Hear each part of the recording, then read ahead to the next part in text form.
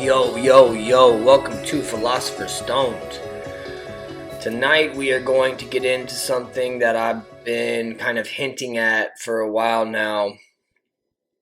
John Dee, the Queen's astrologer, sorcerer, wizard guy. And I'm talking about the first Queen Elizabeth, not the fucking reptile bitch we know now. I'm talking about the first one. So this is kind of a biography, introduction to other subjects like Enochican magic, which I'm learning about right now, and it all kind of relates. There's a lot of side quests, if you will, that you could take from this episode if you're willing to go down that path. So I'm gonna jump right into it with John Dee, the Queen's Sorcerer. John Dee, John Dizzle, John Dupenheimer. That's not his name, I'm fucking around. So John Dee was born in Tower Ward, London, England in 1527, and he died sometime around 1608. His last name is actually a reflection of the Welsh word du, meaning black, so in modern times this fool would be named John Black, possibly a brother to Jack Black. Probably not. Could be, though, because Jack Black is also a wizard. John Dee claimed descent from Rhodri the Great, the Prince of Wales, so he acted accordingly, keeping up the whole royalty thing. Dee was born just at the right time of history, during the era of intellectual and artistic awakening, so kind of at a transitional period where people started to wake up, not spiritually, but artistically. At just the age of 15, John went to St. John's College. He was obsessed with studying and learning and just acquiring all the knowledge he could at the time. He would sleep for 4 hours a night and study to up to 18 hours. He would study the arts for 18 hours a day and then sleep for 4 hours a night, which is fucking crazy. Which also doesn't account for like 2 hours, so maybe I got that wrong. Maybe I got the math wrong. I've never been good at math. I'm not John Dee. So around this time, the line of magic, science, and medicine was permeable. He saw these sciences as some sort of means to reach God or the higher power that exists. And this is kind of where he had his first run-in with the authorities who are against sorcery or magic or alchemy or whatever you want to call it. Which are all different things. He had created a mechanical flying beetle, which was noted as over-realistic. It was made for a play, but some people claimed it was the work of the devil. So he made like this beetle that flew out of mechanics, and the people were like, oh, that's really good, but it's also too real, so you work with the fucking devil. Shows you how smart and critically thoughtful the people of the 1500s were. John Dee went to the University of Louvain in Belgium in 1547. This is where he studied more astrological stuff with some newly developed instruments, and he had made friends with Gerardo Mercader, or Mercader. I'm not sure how to say that, but he's the globe guy. So John Dee ended up with 2 Mercator globes, which was rare, I guess, at the time to have a globe.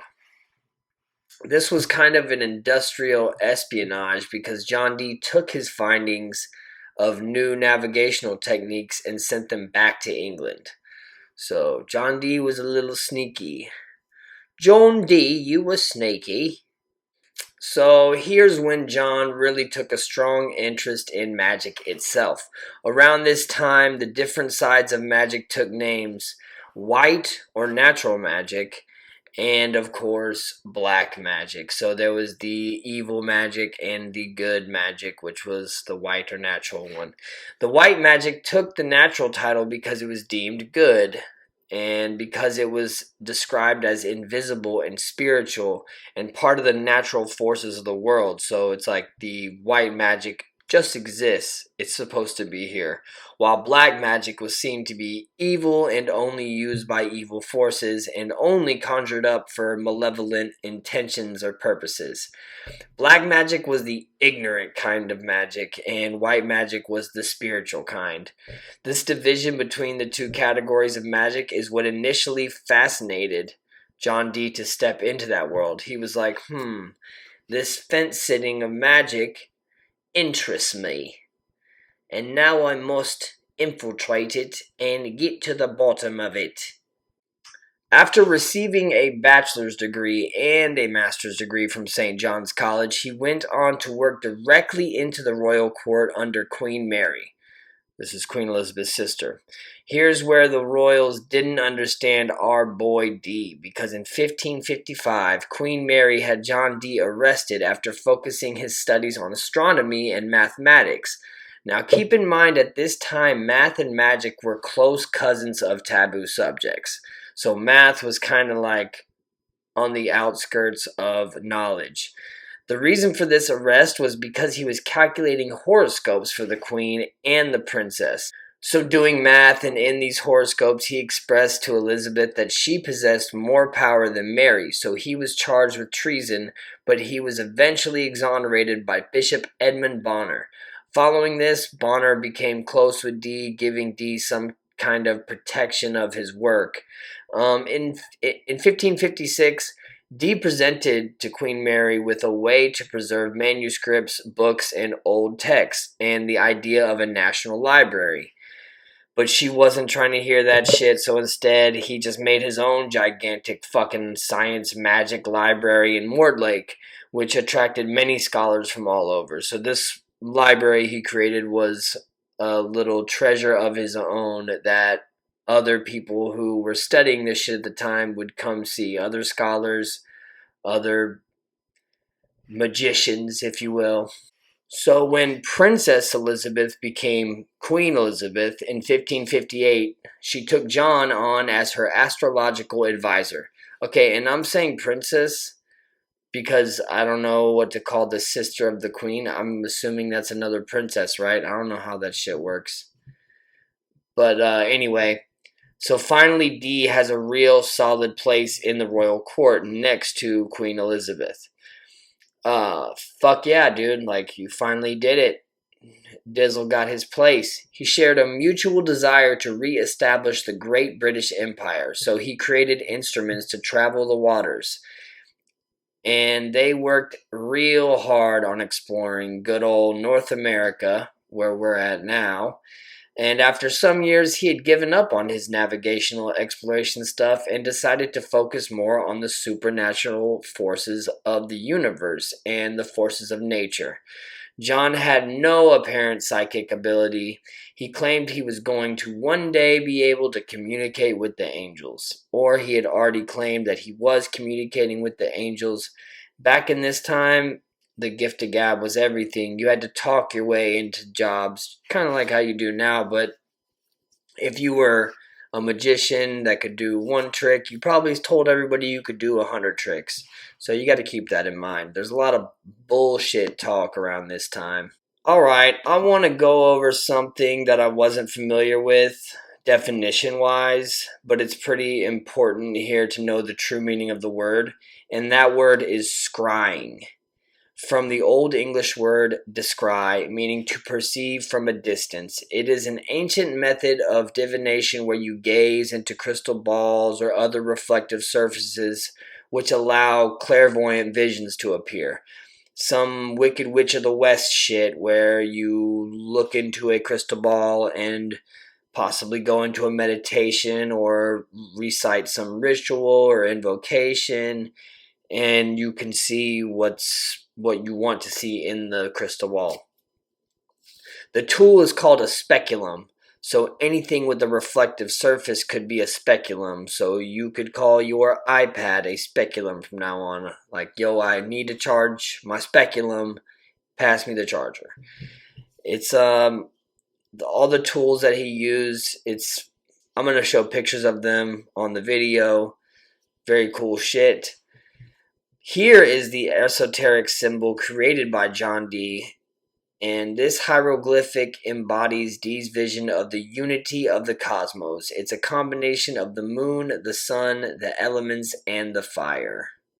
And that is called the Monas Hieroglyphica, or Monas Hieroglyphica. Not fucking sure how to pronounce these Latin fucking words. Here's where we should introduce Dee's wizard in crime, Edward Kelly, also known as Edward Talbot. He was half of Dee's age when the two combined forces and had previously had his ears cut off for charges of forgery in London. That is a fucking serious punishment. So if you were a forger, they would take your fucking ears off. God damn. They must have fucking hated Edward Kelly or some shit. Edward Talbot. This dude is a very sketchy figure, so we'll get more into that.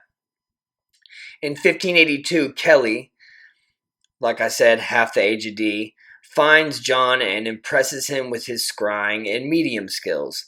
Kelly has some notorious claims saying he has a history in necromancy, which is raising the dead in layman's terms. Because of his pursuit of more divine knowledge, Dee had previously attempted communicating with the angels in heaven or different higher beings, but had no luck. But Kelly claimed this was possible to achieve. Now here's a little twist. Kelly had an ulterior motive. Before meeting Dee, an innkeeper had sold him a mysterious manuscript that Kelly believed involved alchemically creating or perhaps finding the Philosopher's Stone. Ding, ding, ding. This is why this shit's important to me. Not just because of the name of my channel, but because the myth or story or tale of the Philosopher's Stone has always been an interest to me way before that fucking Harry Potter bullshit.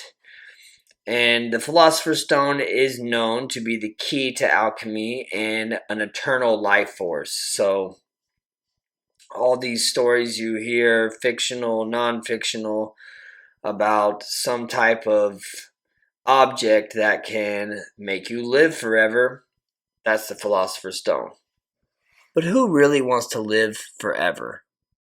You know, the whole vampire thing, watching everybody you love die. So let's get back into it. Dee and Kelly engaged in many seances where Kelly would receive these backwards messages and instructions to build these certain tables and instruments with specific elements. Kelly would use this Enochican alphabet that he would use to decipher the messages from the angels. And there is a Enochican dictionary that I don't have, but I'm sure it's on the internet somewhere. I feel like I've looked at a picture of it already. Like I said, Kelly is a real piece of scummy work, so it's hard for me to really trust all of these claims surrounding him. And I know that John Dee was no bullshitter. He kept a bunch of documents, a bunch of written records of all these things they were doing. So that's kind of the proof in the pudding. Now, John Dee is pretty much famous for his work on attempting to communicate and interact with the spiritual world, specifically the angels. So in 1582, in Mortlake, Edward Kelly shows up and offers his work as a scryer. Then Dee is like, let's see what you got, bud. Kelly claims he sees a being described as an angel named Uriel and gives him some instructions on how to construct a pentacle made of purified wax and then a table to put the pentacle on. On top of the table would need to be a large rectangular seal that contained 12 letters from the Enochian language, then surrounded by 7 more circular seals that would be the planetary powers. And there's a few of these stories where shit like this went down. Then Kelly receives another message from an entity named Michael. Instructions on how to make a magical ring. It would have to be made from gold and bear a seal to make the ritual work. I'm not going to get too much into the details on all of that because that would take fucking hours. So just understand that Kelly was receiving messages in this language from the angels on how to make certain instruments and tables that would help them contact more divine higher powers. Now, I'm still learning about all this Enochian magic / language shit, so you gotta bear with me. I mean, chances are most people haven't heard about the shit at all or even know who the fuck John Dee was or is. So just take it as it is. A lot of magicians claim that the language of Enochian is the oldest language, that being of the language spoken in the place we know as heaven, or whatever higher dimension God and his folks stay. Here's a quote from Terence McKenna. Dee and Kelly recorded hundreds of spirit conversations, including an angelic language called Enochian, composed of non-English letters, but which computer analysis has recently shown to have a curious grammatical relationship to English. So maybe the whole Enochian language is not bullshit, and it's just an early form of English. Here we get to the end, because all our heroes die, right? John Dee died in 1608 of old age or some shit, some natural cause. But Edward Kelly was imprisoned at some point for necromancy and tried to escape the tower, but instead fell to his death. Tragic tale of the earless magician. So here we have it. That's it. That's all I got for John Dee. This is kind of a kick door episode because I'm gonna go kind of deep into the Enochian magic stuff, and I'm going to try to explain the Enochian language more if that's possible. I'm not really sure. I'm sure I could do a whole episode on Edward Kelly himself, but like I said, that scoundrel is sketchy. I'm not sorry about anything I say on here, so if you don't like my attempt at the accent, fuck off, cunt. See, that didn't even sound like British at all, but I mean, it is what it is. I'm having fun, you know what I'm saying? Thank you for watching Philosophers Stone. I hope that this taught you a little bit of something about the history of astrologists in the royal court, because that's fucking weird in itself. I mean, Trump's spiritual advisor is a fucking weird bitch herself. Remember, she was talking about the strange winds and all that shit. That shit made me laugh. Alright, thank you for watching. Cheerio, chap!